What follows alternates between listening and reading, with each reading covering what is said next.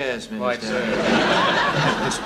This directive comes from Brussels, saying that all EEC members must conform to some niggling European word processing standards. That we have to agree to the plans of masses of European word processing committees at the forthcoming European Word Processing Conference in Brussels. Well, say something. Yes, Minister. Quite so. Is that all you want to say? Well, Minister, I'm afraid that is the penalty we have to pay for trying to pretend that we're Europeans. Believe me, I fully understand your hostility to Europe. I'm not like you, Humphrey. I'm pro-Europe. I'm just anti-Brussels. I sometimes think you're anti-Europe and pro-Brussels. Oh, Minister, I'm neither pro nor anti-anything. I'm merely a humble vessel into which ministers pour the fruits of their deliberations.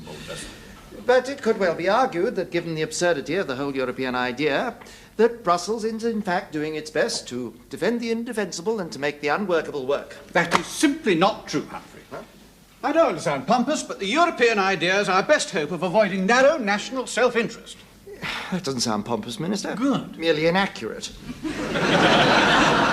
Listen, humble vessel. Europe is a community of nations dedicated towards one goal. Oh.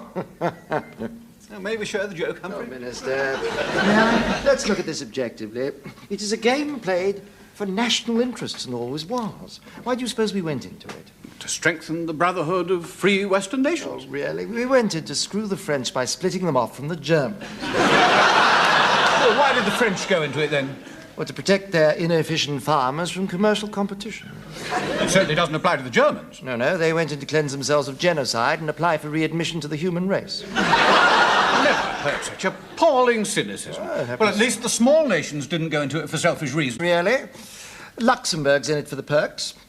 The capital of the EEC, all that foreign money pouring in. Very sensible central location. With the administration in Brussels and the parliament in Strasbourg.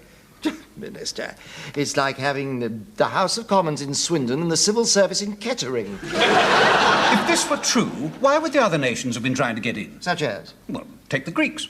Actually, I find it difficult to take the Greeks. Open-minded as I am about foreigners, as you both well know.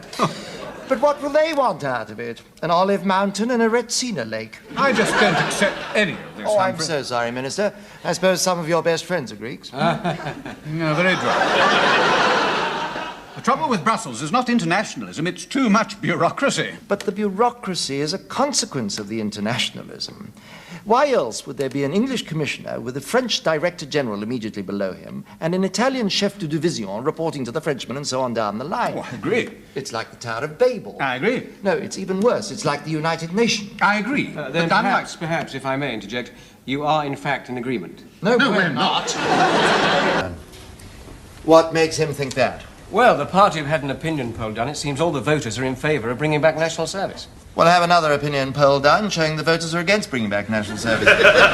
We can't be for it and Oh, of against. course they can, Bernard. Have you ever been surveyed? Yes, well, not me, actually, my house. Oh, I see what you mean. Well, Bernard, you know what happens. A nice young lady comes up to you.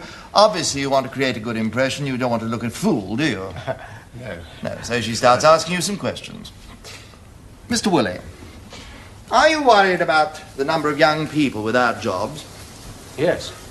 Are you worried about the rise in crime among teenagers? Yes. Do you think there's a lack of discipline in our comprehensive schools? Yes.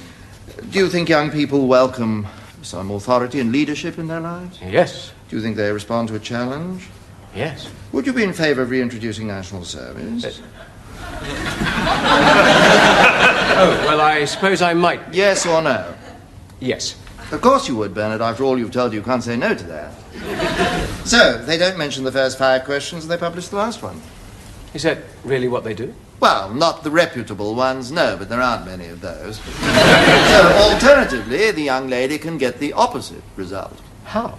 Mr. Woolley, are you worried about the danger of war? Yes. Are you worried about the growth of armaments? Yes. Do you think there's a danger in giving young people guns and teaching them how to kill? Yes. Do you think it's wrong to force people to take up arms against their will? Yes. Would you oppose the reintroduction of national service? Yes. There you are, you see, Bernard. The perfect balanced sample. So, we just commissioned our own survey for the Ministry of Defence. See to it, Bernard.